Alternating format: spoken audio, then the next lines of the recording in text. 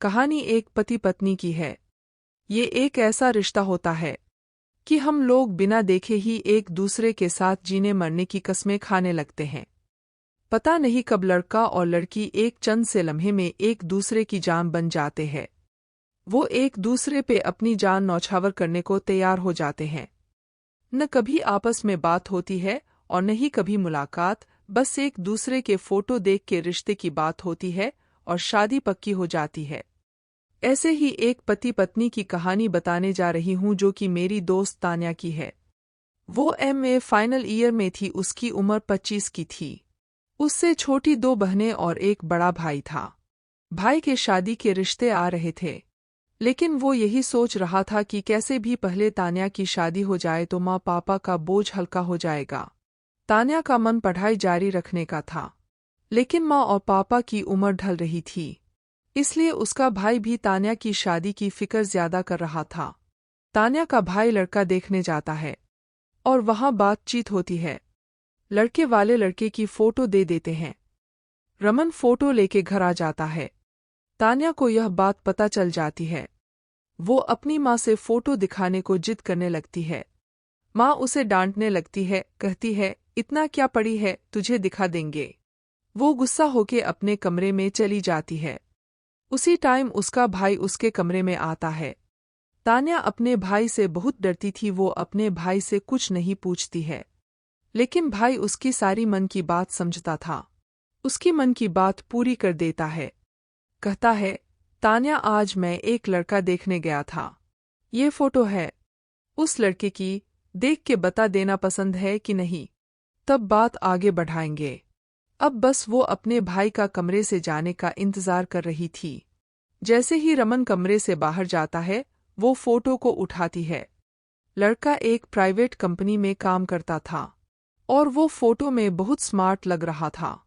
तान्या उस फोटो को देख हाँ कह देती है। इंगेजमेंट की तारीख फिक्स हो जाती है। लड़के का नाम दीपक होता है। वो दोनों उस दिन का इंतजार करने लगते हैं। एक दूसरे का फोटो देख के ही आहें भरने लगते हैं।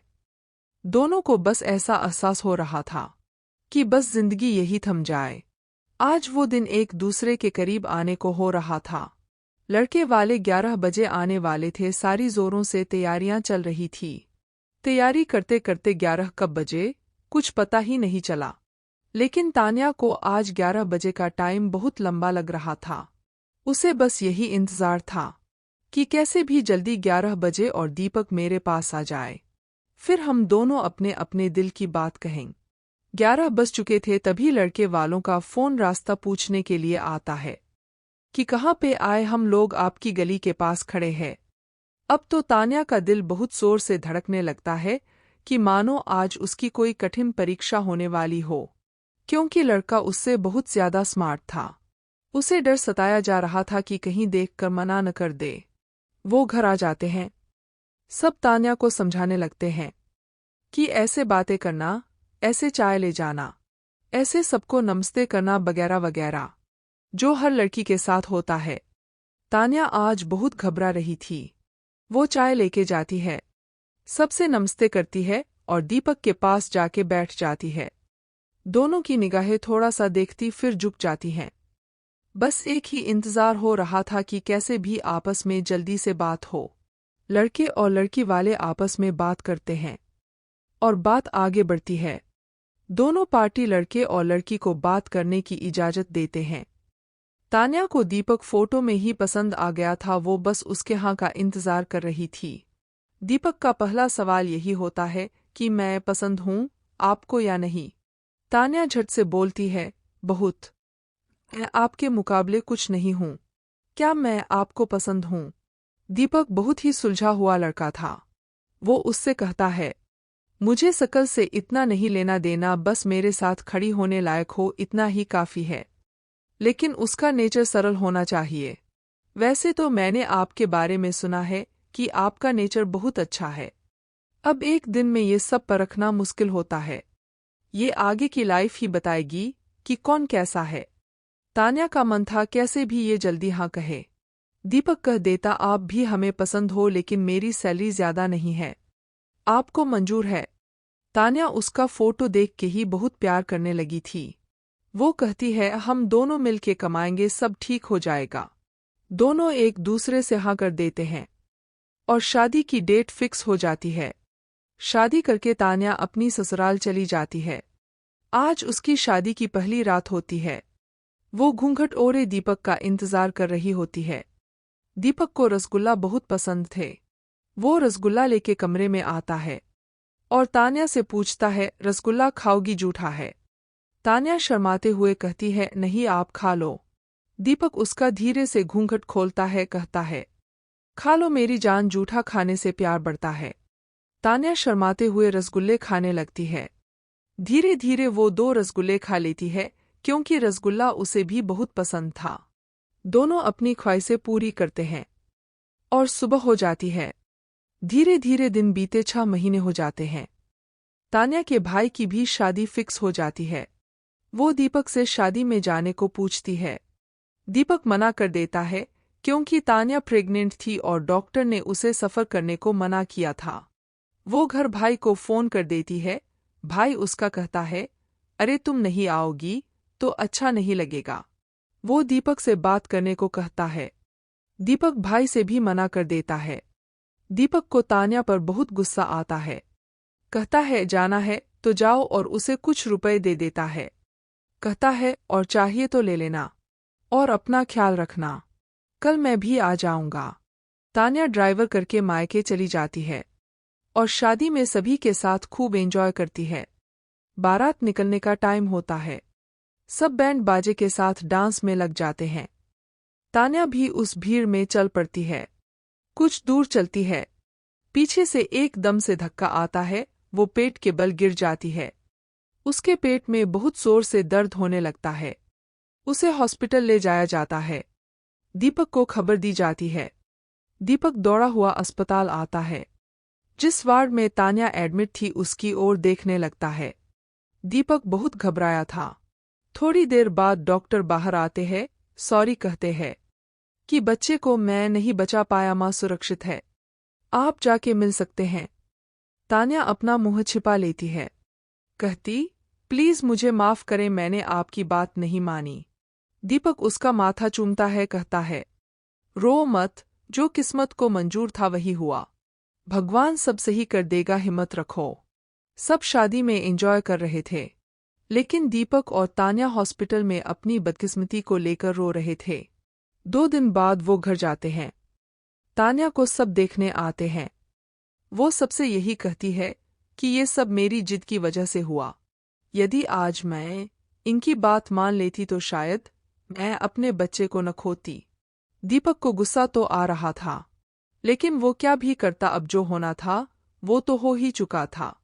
दीपक फिर तान्या को समझाता है कि कोई बात नहीं, आगे फिर मौका मिलेगा, आगे ध्यान रखना। 1 साल बाद फिर एक छोटा सा बेबी होता है और अब दीपक अपने बेटे को गोद में लेके बहुत खुश होता है। उसे अपने पेट पे लिटा के खूब खिलाता है। आज तान्या को उसकी खुशी का एहसास हो रहा था। धीरे धीरे बेटा 4 साल का हो जाता है। 4 साल बाद एक बेटी होती है। दीपक की कंपनी में कोई इशू चल रहा था। उसकी सैलरी भी नहीं मिल पा रही थी। वो बहुत दुखी था। घर आता तो देखता है तान्या अपना टीवी सीरियल देखने में मस्त है और उसके बेटे ने उसका लैपटॉप तोड़ दिया है। दीपक वैसे ही टेंशन में था। तान्या से गुस्सा होके बोलता है कि ये क्या तान्या, इस लैपटॉप में मेरा डेटा था, तुम टीवी देखने में मस्त थी, इसने मेरा लैपटॉप तोड़ दिया। और उनकी बहस हो जाती है। वो घर से गुस्सा होके बाहर चला जाता है। तान्या ये सब बातें अपने घर पर बता देती है। उसके घर वाले उसे लेने आ जाते हैं। दीपक का गुस्सा ठंडा हो जाता है। वो सोचता शायद मैंने तान्या को कुछ ज्यादा ही बोल दिया, घर जाके माफी मांग लूंगा। दीपक घर पहुंचता है, देखता है उसके घर वाले बैठे हैं। वो सबसे नमस्ते करता है लेकिन सब उसके ऊपर एक एक करके अपनी भड़ास निकालने लगते हैं। ये सब सुन उसे बहुत गुस्सा आता है कि ये सब घरवालों को क्यों बताया, ये हम दोनों का आपसी मैटर था, आपस में ही सुलझा लेते। तान्या जोर जोर से बोलने लगती है, आजकल ये हमें सही से खर्चा भी नहीं देते और हर वक्त गुस्सा करते रहते हैं। दीपक को तान्या पर बहुत गुस्सा आता है। वो उससे एक पीठ पे घूंसा मार देता है। तान्या के घर वाले ये सब देख उसको घर लेके चले जाते हैं। दीपक उसे गुस्से के मारे कुछ भी नहीं बोलता और उसी टाइम घर से बाहर चला जाता है। तभी उसके दोस्त रिजवान का फोन आता है। वो दुबई में होता है और उसके जूते चप्पल की दुकान होती है। उसे अपनी दुकान के लिए एक बंदे की जरूरत होती है। वो दीपक को बुला लेता है। दीपक दुबई चला जाता है। इधर तान्या अपने भाई से पैसे मांग के खर्चा चलाती है। आज त्योहार का दिन था। वो अपने भाई से कहती है, भैया आप मुझे कुछ पैसे दे दो, मैं भी अपने बच्चों को कुछ सामान दिला दूं। तभी उसकी भाभी कहती है, अरे तान्या हमारे खुद के ही खर्चे बहुत हैं, इतने पैसे कहाँ से आएंगे। वो उदास होके कमरे में चली जाती है और अपने दोनों बच्चों को सीने से लगा के रोने लगती है। आज उसे दीपक की बहुत कमी महसूस हो रही थी। आज उसे दीपक की महत्वता का पता चल रहा था। वो झट से अपना फोन उठाती है और दीपक को कॉल करती है, लेकिन दीपक का नंबर स्विच ऑफ जा रहा था। इधर दीपक को भी अपने बच्चों की बहुत याद आ रही थी। वो अपने दोस्त से घर जाने को बोलता है। उसका दोस्त टिकट करा देता है। दीपक अपने दोस्त से कहता है, ठीक है भाई, मैं अपने बच्चों से मिलके फिर आ जाऊंगा। वो 2 दिन में घर पहुंचता है। इधर तान्या भी बेसब्री से दीपक का इंतजार कर रही थी। दरवाजे की कुंडी खटकती है। तान्या दरवाजा खोलती है। वो दीपक को देख उसको जोर से पकड़ के रोने लगती है और हाथ जोड़ते हुए उसके पैर पड़ के माफी मांगने लगती है। कहती है, प्लीज मुझे माफ कर दो, अब दोबारा ऐसी गलती नहीं करूंगी। तब तक बच्चे भी वहां आ जाते हैं। आज त्योहार था, लेकिन बच्चों ने पुराने कपड़े ही पहने थे। वो उनकी हालत देख उन्हें गोद में उठा के रोने लगता है। बच्चे भी दीपक से रिक्वेस्ट करने लगते हैं, पापा प्लीज हमें अपने साथ ले चलो। दीपक तान्या और बच्चों को अपनी बाहों में लेके सीने से लगाता है, कहता, सब लोग तैयार हो जाओ, घर चलो। आज घरवालों को भी अपनी गलती का एहसास हो जाता है। सब अच्छे से उन दोनों को विदा करते हैं। आज वो सब अपने घर में आके बहुत खुश होते हैं और अपनी नई सोच के साथ जीने मरने की कस्में खाते हैं। आज दोनों को पति पत्नी के रिश्ते की अहमियत बाखूबी पता चल गई थी। पूरी समझ के साथ दोनों अपने घर में खुशी खुशी रह रहे हैं। आपको मेरी स्टोरी कैसी लगी कमेंट करके बताइएगा। मेरा मोटिवेशनल बढ़ाने के लिए मेरे चैनल को लाइक, सब्सक्राइब और शेयर करें। Thank you.